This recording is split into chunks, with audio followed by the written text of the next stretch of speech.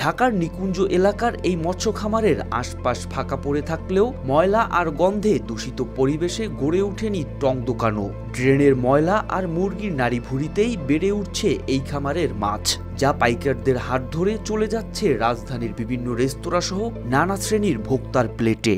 তো এগুলো আপনার মুরগি দোকান থেকে আনি, দোকান থেকে নিয়ে আসে।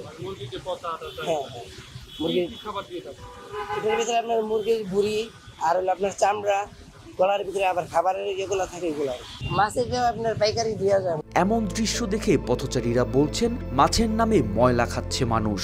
মাছের নামে ময়লা খাইতেছে, এই কারণে তো উৎপত্তি বেশি হইতেছে। মানে আমি এখানে দেখছি কিছু মাগুর মাছ চাষ হয়, এই মাছ কোনো প্রকারই খাওয়া উচিত না, মানে এটা খাওয়ার একদম উপযোগী না। এই মাছগুলো এরা যা খাবার দেয় বা এখানে যা হইতেছে এইটা খাওয়ার উপযোগী জিনিস না। আর খামারটির কর্মচারী জানালেন, তিনি নিজে কখনো এই মাছ প্লেটে তুলেননি।